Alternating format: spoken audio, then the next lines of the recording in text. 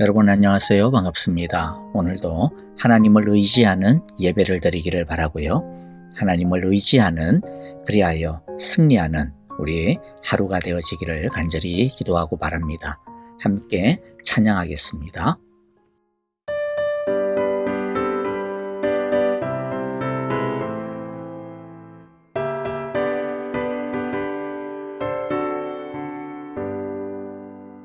내가 의지하는 예수 나의 상처 입은 심령을 불쌍하게 여기사 위로하여 주시니 기쁘신 나의 좋은 친구 내가 의지하는 내 의지 예수 나의 사모하는 친구 나의 기도들을 응답하여 주시니 기쁘신 나의 좋은 친구 주의 손 의지하고 살 때 나를 해할 자가 없도다. 주님 나의 마음을 크게 위로하시니 기쁘신 나의 좋은 친구 내가 의지하는 내 의지 예수 나의 사모하는 친구 나의 기도들을 응답하여 주시니 기쁘신 나의 좋은 친구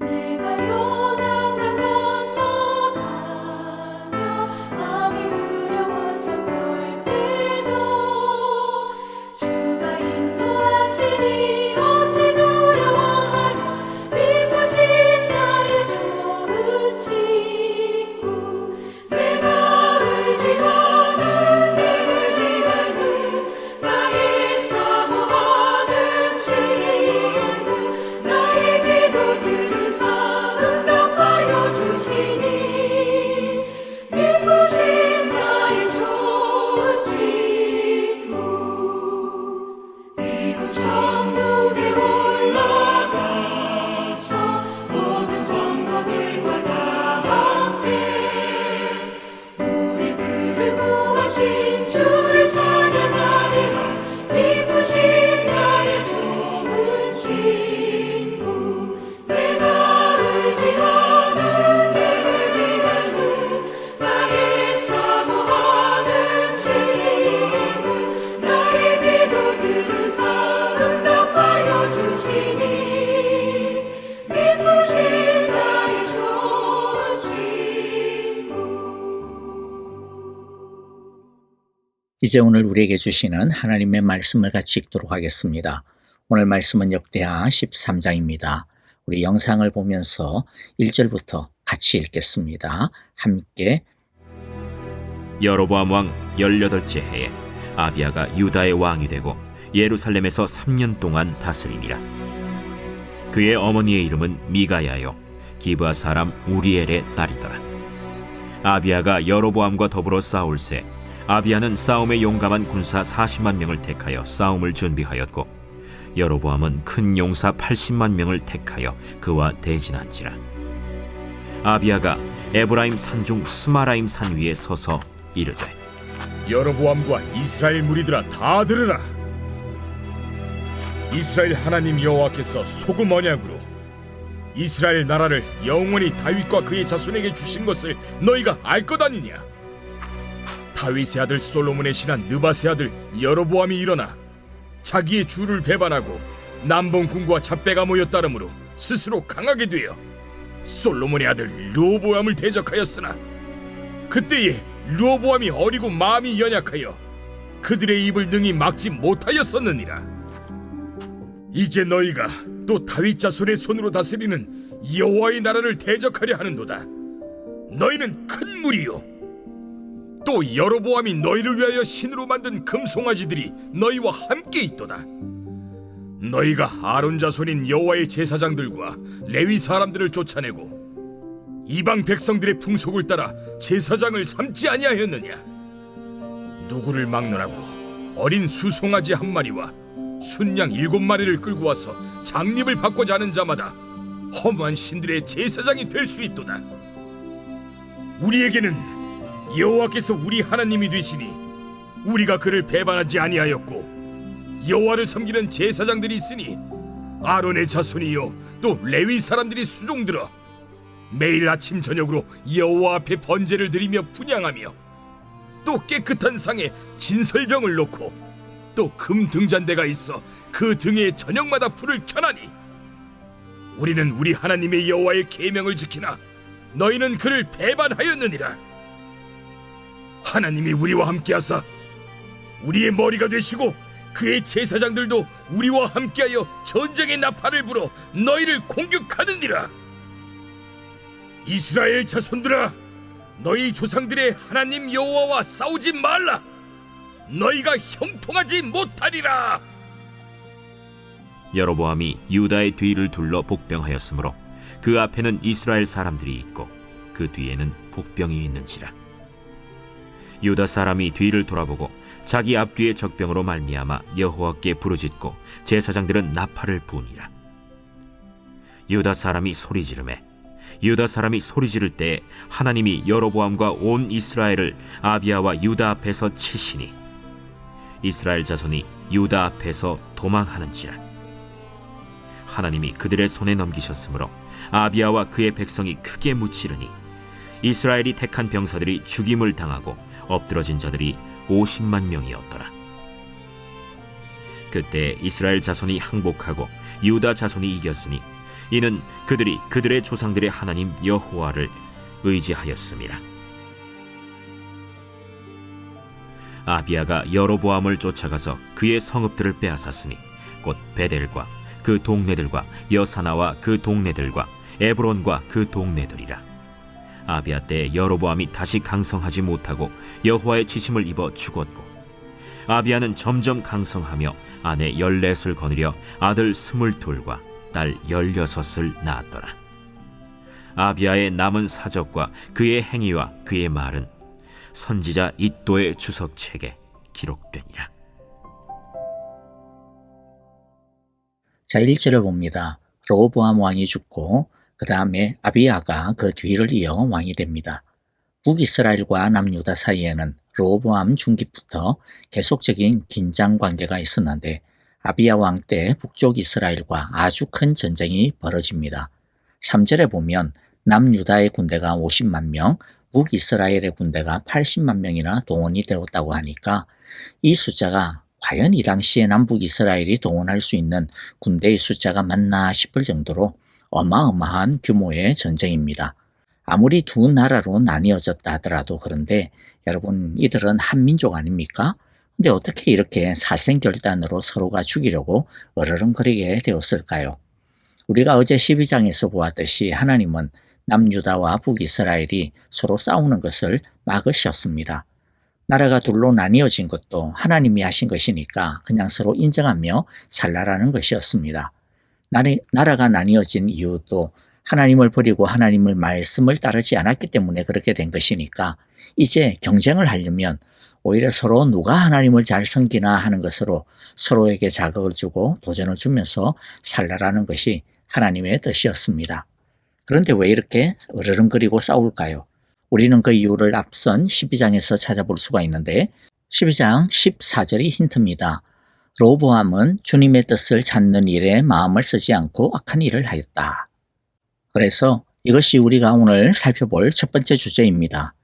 은혜가 떨어지면 하나님의 뜻을 버리면 평화가 깨집니다. 그러니까 보세요. 르호보암이 하나님을 두려워하고 하나님의 뜻을 그래도 찾으려고 했을 때는 은혜가 있을 때는 하나님의 말씀을 잘 들었죠.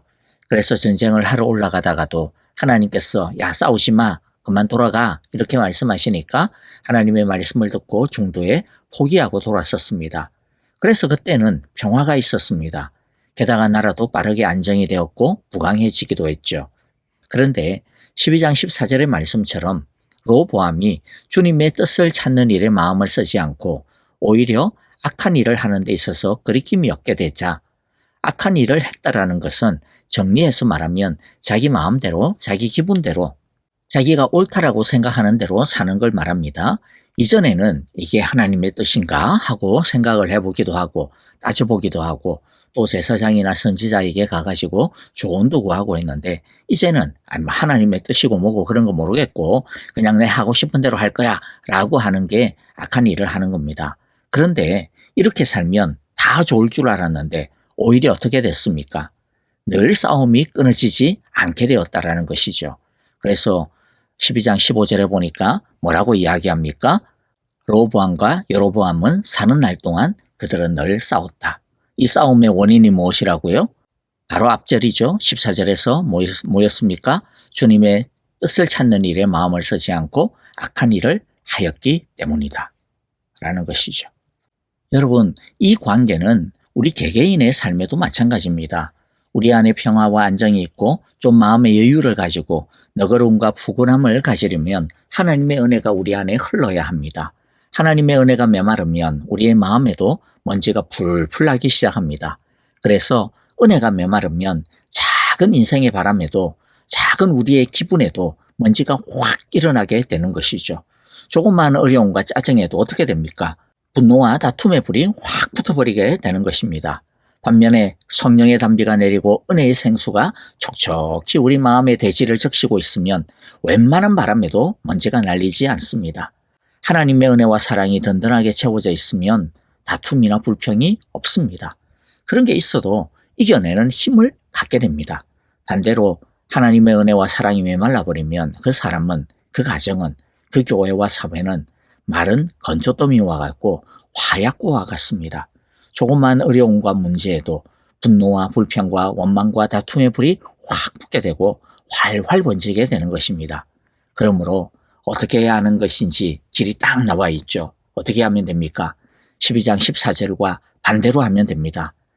로보암이 주님의 뜻을 찾는 일에 마음을 쓰지 않고 악한 일을 했는데요. 이거하고 완전히 반대로 오직 주님의 뜻을 찾는 일에 마음을 힘쓰고 악한 일을 버리고 하나님의 선을 따르고 이루어 나가기를 애쓰는, 우리가 이렇게 살면 되는 것이죠. 저와 여러분들이 우리 이러한 삶을 살기를 간절히 바라고 기도합니다. 그리하여 우리 개인과 가정과 교회와 사회의 다툼과 원망과 불평은 사라지고 평안과 안정과 온유함이 넘칠 수 있게 되어지기를 간절히 기도하고 축복합니다. 이제 다시 성경 말씀을 봅니다. 4절부터 12절을 보면 아비야가 여로보암과 북이스라엘 사람들을 향해서 연설을 하는 내용이 나오는데요. 이런 형식은 당시 전쟁의 전형적인 스타일입니다. 본격적으로 칼로 맞서기 전에 말싸움부터 하는 겁니다. 이렇게 상대방을 조롱하거나 겁을 주어서 상대방의 사기를 꺾고 반대로 자기 편의 사기는 끌어올리는 것이죠. 아비야가 말하는 내용의 가장 중요한 것은 12절이라고 볼 수가 있습니다. 12절이죠. 똑똑히 보아라. 하나님은 우리와 함께 계신다. 그가 우리의 우두머리시다. 그의 제사장들은 너희를 공격할 때에 불려고 비상나팔을 들고 서 있다. 이스라엘 자손아, 너희 주 조상의 하나님과 싸울 생각은 하지 말아라. 이길 수 없는 싸움이 아니겠느냐. 뭐예요? 하나님이 우리 편이라는 겁니다. 너희는 지금 우리하고 싸우는 게 아니라 하나님하고 싸우고 있는 거야. 그러니까 너희는 절대 이길 수 없어 라고 말하고 있죠. 그러면서 아비야는 왜 하나님이 자신들의 편인지, 북이스라엘은 절대로 이길 수 없는 것인지에 대해 두 가지 이유를 가지고 말하고 있는데요. 첫째는 5절부터 7절인데 먼저 5절을 보면 하나님이 다윗의 왕국을 영원히 지켜주시겠다라고 하는 영원한 다윗의 언약, 즉 소금의 언약을 맺었기 때문이다 라고 이야기하고 있습니다. 언약을 이야기하면서 소금을 이야기하는 것은 부패되지 않는다라고 하는 이 소금의 특징을 가지고 이야기하는 거죠. 그래서 절대로 변질될 수 없는 언약을 맺었다라는 것입니다. 반면에 6절에서부터 7절을 보면 여로보암과 북이스라엘 너희는 이런 하나님의 언약을 깨트린 반역자 아니냐. 이 반역은 비단 다윗에 대한 반역이 아니라 하나님의 언약에 대한 반역이고 너희는 순 강도고 불량배들에 불과하기 때문에 하나님은 너희를 벌하실 거야 라고 이야기하죠. 사실 아비야의 이 말은 반은 맞고 반은 올바르지 않습니다. 다윗의 언약이 영원한 언약인 것은 사실이지만은 그러나 다윗의 언약에 걸맞지 않게 행동했던 것에 대해서 이들은 자신의 잘못들은 감추고 있죠. 결국에는 그것 때문에 하나님의 징계를 받아서 나라가 쪼개진 것, 이거 감추고 있습니다. 자, 그리고 여로보암이 반역을 일으킨 것은 맞지만은 그러나 나라가 쪼개진 것, 그것도 하나님으로부터 나온 것이잖아요. 하나님이 그렇게 하신 것이죠. 그런데 그것도 감추고 있죠. 자, 어쨌든 두 번째 아비야가 이야기하고 있는 것은 8절부터 11절까지인데 먼저 8절 9절을 보면 여로보암과 북이스라엘은 하나님을 섬기지 않고 금송아지를 섬기고 있고 레위 제사장들과 레위 사람들을 다 내쫓아버렸고 대신에 돈만 내면 아무나 제사장직을 맡기고 있는 이런 참담한 일을 벌이고 있으니까 하나님이 너희를 벌하실 거야 라고 이야기하죠. 반면에 10절 11절에서는 자신들은 다르다라는 거죠. 자신들은 아침 저녁으로 번제를 드리고 있고 하나님이 명하신 대로 제대로 제사를 드리고 있고 레위 제사장들과 레위인들도 거룩하게 하나님을 섬기고 있다. 그러니까 12절의 말씀처럼 하나님이 누구 편이겠어? 하나님이 당연히 우리 편 아니겠어? 하나님이 당연히 너희를 벌하지 않겠어? 라고 말하고 있는 것이죠. 그런데 전쟁의 초반 양상을 보면요. 이들의 기대와는 전혀 다르게 굴러갑니다. 13절에 보니까 여로보암은 자신들의 수적 우위를 바탕으로 몰래 포위작전을 벌입니다. 그리고 이 포위작전은 성공하여 북이스라엘군은 남유다군을 앞뒤로 포위하게 됩니다. 그런데 이러한 절체절명의 순간에 굉장히 우왕좌왕하고 혼란스러울 수 있는데 14절에 보니까 남유다군은 이때 뭘 합니까? 하나님께 부르짖습니다. 그리고 제사장들은 하나님을 향하여 나팔을 붑니다. 그러자 어떤 일이 벌어지죠? 15절이죠. 하나님께서 여로보암과 온 이스라엘을 아비야와 유다군 앞에서 치셨다. 자, 그래서 16절 17절에 보니까 아비야와 남유다군은 대승을 거둡니다. 북이스라엘군은 절반 이상이 50만 명이나 몰살을 당하고 맙니다. 그리고 18절이 이 모든 이야기의 핵심이자 결론입니다. 18절입니다. 이렇게 이스라엘군이 황복하고 유다군이 이긴 것은 유다가 주 조상의 하나님을 의지하였기 때문이다. 남유다는 북이스라엘보다 군사력 면에서도 절반 정도밖에 되지 않았죠. 게다가 이들은 매복을 당하여서 앞뒤로 포위당하는 절체절명의 위기를 당했습니다. 도무지 사실은 이길 수 없는 상황이고 형편이었습니다. 그런데도 불구하고 이길 수 있었던 이유가 무엇이라는 것입니까? 유다가 이 위기의 순간에 두려워서 우왕좌왕하지 아니하고 그 짧은 순간에 하나님을 전적으로 의지하여 하나님께 부르짖었다는 것이죠. 사실 그런데 아비야미나 이 유다나 뭐 선한 왕이었느냐, 뭐 제대로 잘하고 있었느냐면 전혀 그렇지 않았습니다. 열왕기를 보면요, 아비야를 오히려 악한 왕이라고 평가하는 것을 보게 되거든요. 열왕기상 15장 3절에 보니까 아비야는 그의 아버지가 지은 죄를 모두 그대로 따라갔으며 그의 조상 다윗의 마음과는 달라서 주 하나님 앞에서 온전하지 못하였다라고 평가합니다. 하지만 그럼에도 불구하고 위기의 순간에 하나님의 바짓가랭이를 붙잡으니까 하나님께서는 아비야와 유다를 불쌍히 여겨주셔서 그 순간에 승리를 주셨습니다. 마치 마가복음 5장에서 12해 동안 불치의 유출병을 앓고 있던 한 여인이 예수님의 옷자락을 만졌을 때에 주님께서 그 여인을 불쌍히 여기시고 고쳐주시며 구원을 선포해 주신 것과 같은 것입니다. 주님은 우리가 비록 자격이 없다 할지라도 그러나 그때라도 주여 불쌍히 여겨주십시오. 긍휼히 여겨주십시오. 주여 은혜를 주십시오. 주여 구원하여 주십시오라고 간절하게 엎드리고 주님의 이름을 부르면 긍휼히 여겨주시고 은혜를 베풀어 주시고 구원하여 주십니다. 그러므로 앞뒤로 꽉 막혀 있고 어려움과 위기들이 우리를 매복하여 우리가 포위당하고 있을 때 어떻게 해야 될까요? 어떻게 해야 됩니까? 하나님을 향하여 부르짖어야 합니다. 자격이 없을 때도 하나님을 향하여 부르짖어야 합니다. 하나님 앞에 부끄럽는데 어떡하지? 그래도 부르짖어야 됩니다. 하나님이 나를 내치면 어떡하지? 그래도 부르짖어야 됩니다. 그럴 때 하나님의 구원을 얻습니다. 주님은 우리에게 이렇게 약속해 주셨습니다. 고린도후서 4장 8절 9절입니다. 우리는 사방으로 죄어들어도 움츠러들지 않으며 답답한 일을 당해도 낙심하지 않으며 박해를 당해도 버림받지 않으며 거꾸로 뜨임을 당해도 망하지 않습니다. 어떻게 이럴 수가 있습니까? 바로 앞절이죠. 고린도후서 4장 7절입니다. 우리는 이 보물이 뭡니까? 예수님입니다. 하나님입니다. 성령님입니다. 이 보물을 질그릇에 우리 자신이에요. 질그릇같이 연약하고 볼품없고 부족하고 아무 가치 없는 그런 우리 안에 이 보물을 간직하고 있습니다. 우리는 질그릇입니다. 그러나 주님께서 우리 안에 오셨습니다. 이 엄청난 능력은 하나님에게서 나오는 것이지 우리에게서 나는 것이 아닙니다. 능력은 우리에게서 나오는 것이 아니라 하나님으로부터 나오기 때문에 우리가 사방으로 죄어들어도 움츠러들지 않으며 박해를 당해도 어려운 일을 당해도 버림받지 않고 거꾸로 뜨임을 당해도 망하지 않습니다. 하나님께 부르짖으면 됩니다. 그러므로 하나님은 우리에게 강력하게 이 약속을 선포해 주셨습니다. 우리 모두도 이 시간 이 선포를 붙들기를 바랍니다. 로마서 10장 13절입니다. 주님의 이름을 부르는 사람은 누구든지 구원을 얻을 것입니다.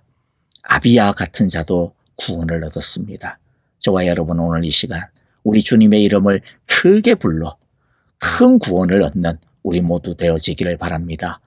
하나님은 하나님을 의지하는 우리에게 반드시 건져주시고 은혜 주시고 승리 주실 것입니다.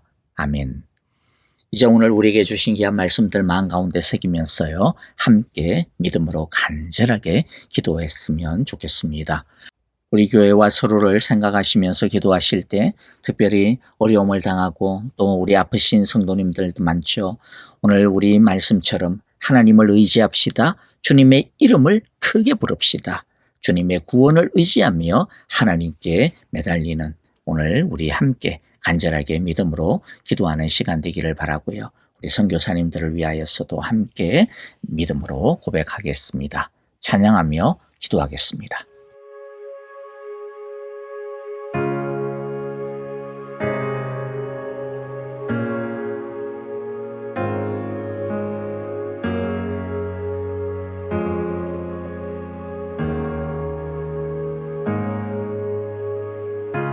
주님 내 길 아시네 흔들린 그 길에도 함께해 주님 내 길 아시네 멈춰진 나의 삶에도 늘 함께해 힘이 되신 주 항상 같은 곳에서 주가 나의 도움 되시네 나의 길이 되신 주 변함없으신 계획 주가 나의 모든 걸음 되시네